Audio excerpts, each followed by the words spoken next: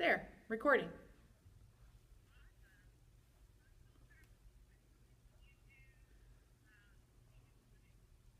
I'm a wilderness survival guide and I also am a wilderness adventure guide. So I take people from around the world up in the wilds of Alaska to glaciers, to sea adventures, whale watching, and other types of sea adventures, and then also up into the mountains and the alpine.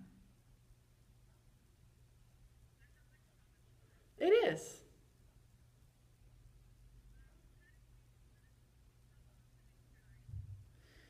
Um, well, boy. Um, you want me to kind of give my background maybe or okay, sure. So I grew up a tomboy in Michigan, and my family had hundreds of acres, and so I just ran wild around that land. And as a little child, I was interested in knowing what indigenous peoples used to survive. And I just kept learning and reading a lot of survival books like Boy Scout survival manuals, military survival manuals. I even read a lot of gardening books. Like as a little child, I was reading Better Homes and Gardens as kids were probably reading Nancy Drew books or something. And so I just kind of expanded my survival knowledge. And when I went to college, I started going on wilderness trips by myself and hunting by myself. And then I just kept expounding upon my knowledge of survival. And I went to one survival school and as a student, and the instructors told me that I should be teaching. And so my first time ever as a student at a survival school, I literally taught a wild edible plant class.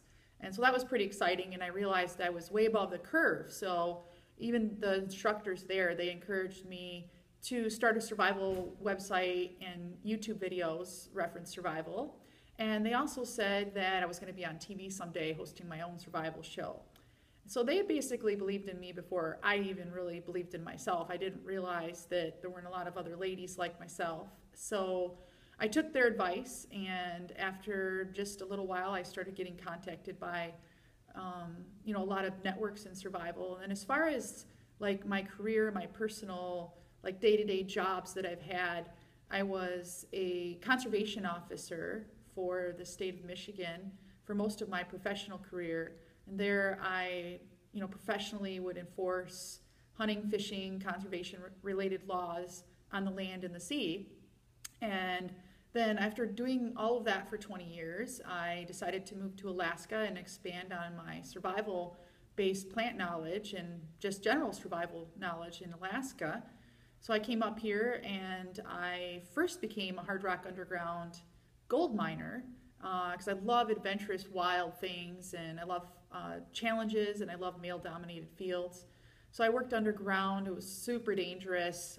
Was the only female employee out of 400, and I operated heavy haul trucks, bulldozers, loaders, muckers, tractors, and I had a federal explosives license. So that was a brand new career for me, truly reinvented myself. And then I had the opportunity to be selected for Discovery and Science channels Naked and Afraid. And so I was actually the first woman selected for that. And then they picked a partner for me after a couple months. And so I was the first duo to survive for 21 days. And we went to the Serengeti in Africa and Tanzania. And then when I got back, I was injured for a few months. And after I healed up, I wanted to just continue in Alaska with inspiring people about the wild places. So I became a wilderness survival and wilderness adventure guide. And I also teach survival at various survival schools around the country that I operate, and also as a guest instructor at other wilderness academies.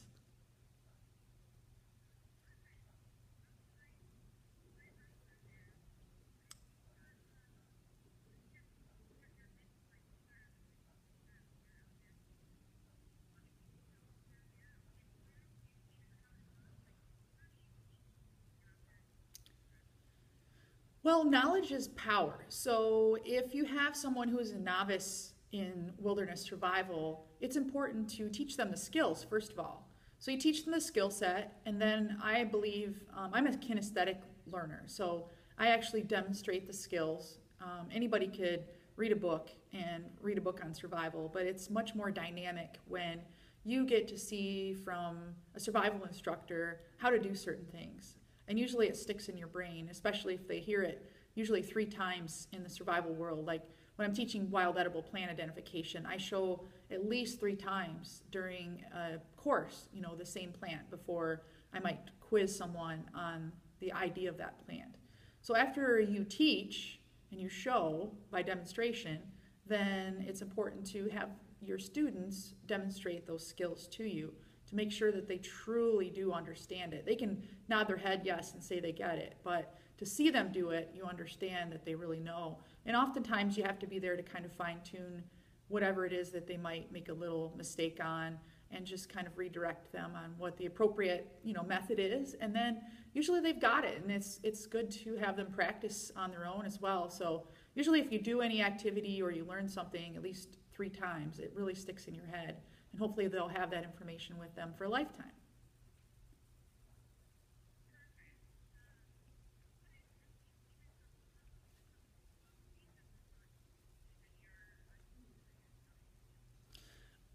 Well, as far as like tough love, it depends on somebody's work ethic. If I see somebody who is earnestly trying and maybe they're struggling with something, then I have a lot of patience, and it's time for me to find out what makes them click psychologically. Do they need a challenge? Do they need tough love? What is it? Do they need just a soft-spoken, repetitive way to do it? So each person's different. Each person that you're instructing has a different personality. So you have to learn the personalities of the people. And a lot of people do need tough love. So in that case, it would be time to say, hey, listen, you're going to die out here if you don't do A, B, or C. So you need to kick it in high gear and get your butt moving. Pull yourself up out of the muddy ditch, even if you have to crawl on your, stumps of your carcass. Get yourself up out of there and make a plan and execute your plan, and improvise, adapt, and overcome. And it's time to move on. You can't sit there and sulk about not knowing how to do something, or not doing it properly, or maybe not getting the instructor's input. You need to, as a student of survival, it's time to start using your own head too, and combine your own life knowledge, and just have that drive to survive, because you can't teach that.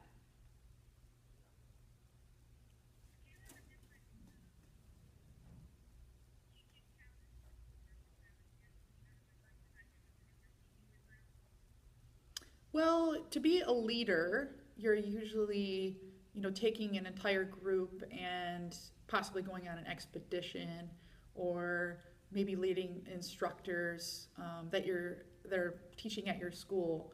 But as far as just teaching, you can teach sometimes without people even realizing you're teaching. You just demonstrate skills, and as a student, as an individual, just in the wilderness with you, even if they're just on a backpacking trip or whatever it is, they're going to learn from you, whether it's basically through osmosis, just by being in your presence, or you're actually leading. So it can be different. It can be the same thing, but it can be also different.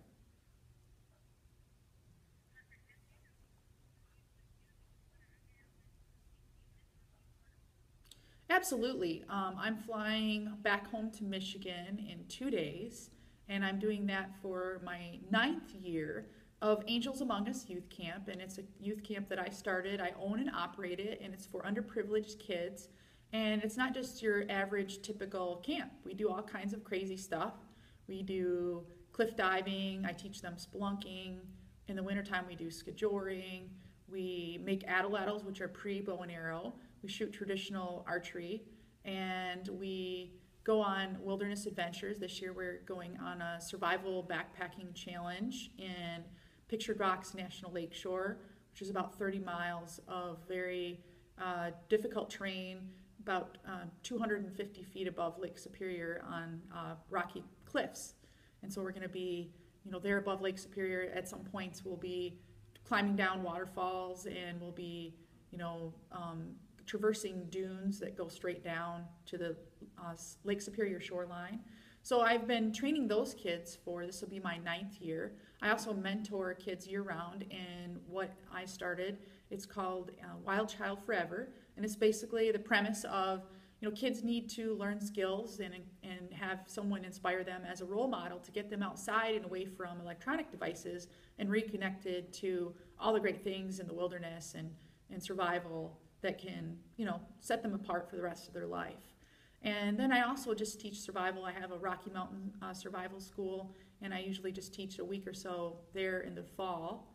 And then here in Alaska, I have people I mentor every day as a survival instructor.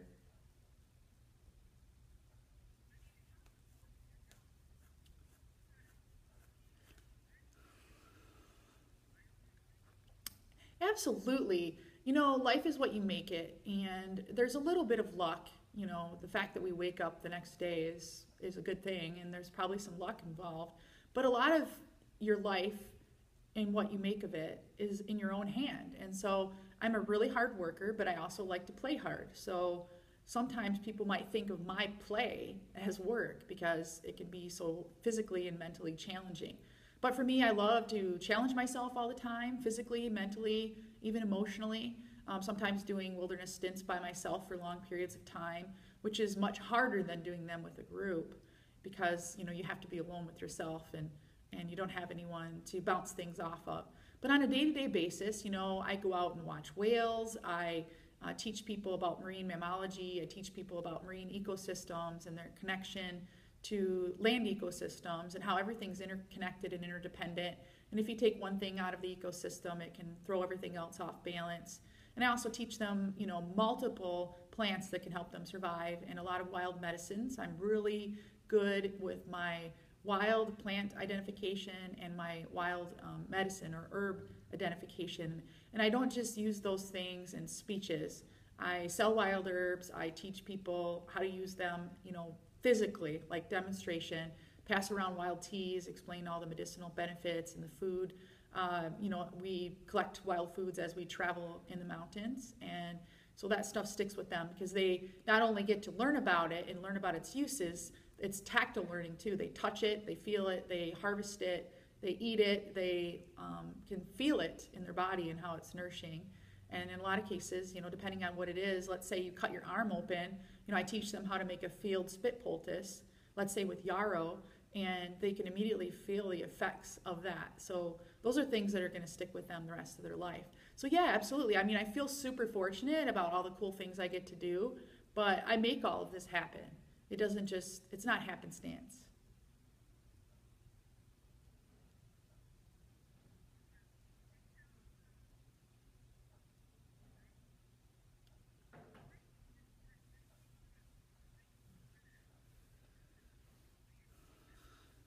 Well, truly, me being with a student or teaching a student in some fashion truly could save their life, but it could also enrich their life. Another thing that I started adding to my life about 5 years ago was instead of just learning about wild edible plants, there's this huge organic movement, for example, and I add those plants into my daily life. So like when I make, my breakfast, it has, wild plants in there. When I make my wild teas, I gather them myself. So I'm actually using these things on a day-to-day basis, and it can enrich other people's lives. We live in this world where a lot of things that you buy in a grocery store, they're not really that healthy. And this is a really healthy way of living, and it could also help them live longer. So that's survival in a long-term sense, but it can certainly help them, in an immediate situation where they might need to learn how to splint a broken bone and to reduce swelling by placing a poultice on that swelling, like maybe pink pyrola or horsetail. They increase blood flow greatly. So, those things are going to help reduce swelling. They could keep them from going into shock. Different plants can be, used, let's say, when you have an asthmatic attack or you have an allergy to something or you start to get a sinus infection or something like that. If you're on a long trip somewhere and you're not close to medical facilities, just having the knowledge and power to teach people, and then they can actually carry that through their whole lives. You're changing lives, and people, if the more knowledge they have, the more powerful they are, and the more wilderness settings that they should feel comfortable getting into.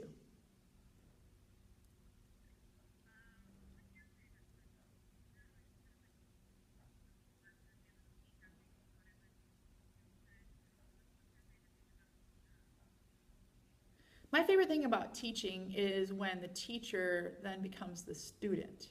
And that's when you've done it well. So you teach what you know. You never claim to know everything, because I'm constantly learning things every single day. When I wake up, I'm studying. When I wake up, I'm learning a new plant. When I wake up, I'm learning a new method to make natural cordage. That's what I do. That's how I'm wired, how I live.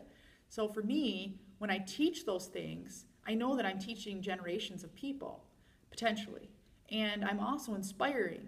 And then eventually, sometimes you have your students come back and they've fallen in love with survival so much, either at the immediate time, maybe there's something in their life they've already known and they share with you, but more often than not, they take education to another level after their class with you or after their time with you, and then they come back and teach you something. Like I learned how to make a gill net, and I learned how to make a natural cordage gill net, and that was from a student that had also been a commercial fisherman. And so it was really cool because they in turn taught me something I didn't know, and now I add that to my repertoire when I teach.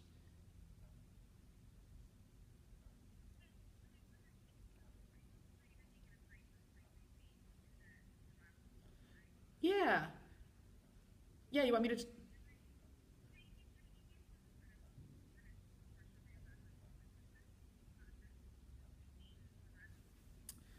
Well, first of all, I'm just going to back up and go to a little bit of what I talked about. So I went to Dave Canterbury's from Dual Survival. I went to his Pathfinder school, and that was my first any kind of survival, event. And it was not a class really. It was a kind of a weekend where fellow survivalists get together. And it was there that his instructors, who had been with him for years, said, they saw something in me within like the first hour of meeting me. I was making my first primitive bow from scratch. And they're like, you really need to be teaching this stuff. And so they saw something in me. A lot of people can see that I have a passion. So I started my YouTube channel, and I also am very big on social media like Facebook and LinkedIn. And so I've just developed this worldwide following in the survival world, and also in the archery hunting world, in the bow hunting world as well, and even some in just the regular firearm world. I have a law enforcement background, so I'm very well equipped with all kinds of firearms. So I kind of have three niches, but I would think the biggest niche worldwide is survival. And for some people that overlaps. So some people hunt for survival, they have those hunting skills. Some people use firearms with them when they're out on expeditions. So for me, I'm kind of a little bit of a hybrid, because I'm definitely an adrenaline junkie, even just outside of survival. Like I go kiteboarding and I have a following in that. So it's a non-survival related sport where survival truly could save my life if I have a problem. Like I'll go up on our 1,500 square mile Juneau ice field, which is bigger than the state of Rhode Island. It's 7,000 feet thick ice. And I'll go up there ripping and tearing around the ice in the wintertime in Alaska on my kiteboard, just flying around. Well, if I fell and broke my leg, I need to know how to get myself out of that situation, because you're about 3,000 feet below sea level, below civilization. So there's all facets of my life. Survival, is important to me. It could save my life, and it could save others. And I just think people see that passion in me, and they follow me.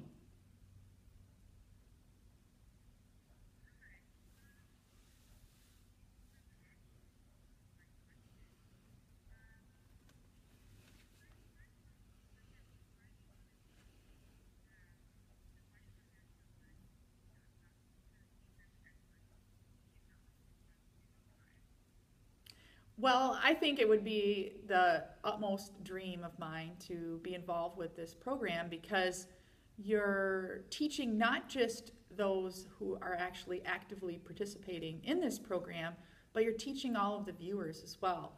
And one thing that is absolutely missing in the survival world today is a dominant, well-educated, exciting female host of any level. Female host, it could be female, participant.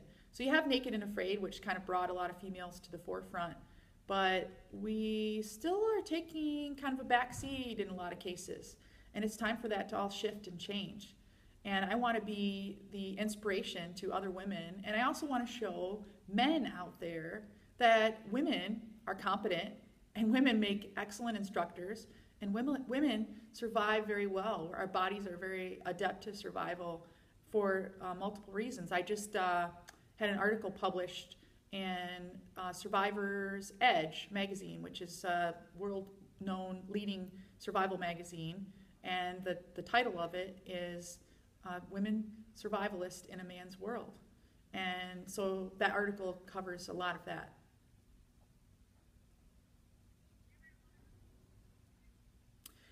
Yeah, I've written a few, and I've have several other ones pending publishing, and so it's really starting to take off. With me being voted by the public in the top10s.com survival, you know, it's a survival facet to the top10s.com. Me being voted number 8 right now by public voting, it's really kind of nudged me into the limelight once again, and that's post Naked and Afraid. And really, I don't think it had much bearing on Naked and Afraid. It was just residual from the worldwide following I had before that, and some of my survival students, and they're the ones who are posting and commenting. So that along with my wilderness survival, you know, writing in publications like the New Pioneer and the Survivor's Edge magazine and the Backwoodsman and those types of publications, you know, I'm getting even a bigger following. So it's really exciting. And I'm not saying it's exciting because I'm somehow like super narcissistic. I mean, of course, personally, it feeds the ego to be in the limelight and to be, you know, a role model for others. But for me, it's like I want to leave a legacy. I want to leave a survival legacy. And I want to be able to have people, you know, 20 years from now still looking at some of the same things that I've done and learning from them as an education tool and an inspiration. So that's my biggest goal in life, is to inspire people around the world to believe in themselves, to learn about survival, to learn about the wild earth around them and their, you know, relation to what we have, and to get out there and explore it. And like I had mentioned before, knowledge is power. So without the survival knowledge, a lot of people are intimidated. And it's time to change that. And there's no time like the present. Survival is so in vogue right now, and it's so important to just expand the reaches of survival into more of a more modern mode, and also more of a mainstream market. So survival, you know, it's on all kinds of networks now and in all kinds of genres, and there's all little different facets of survival. And, you know, it's time.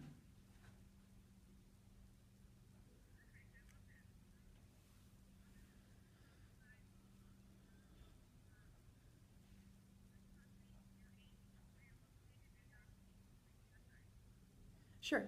I'm Kellie Nightlinger. I'm 40 years old, and I live on a remote island in the borough of Juneau, Alaska, called Douglas Island. I live off the grid in my mobile micro home.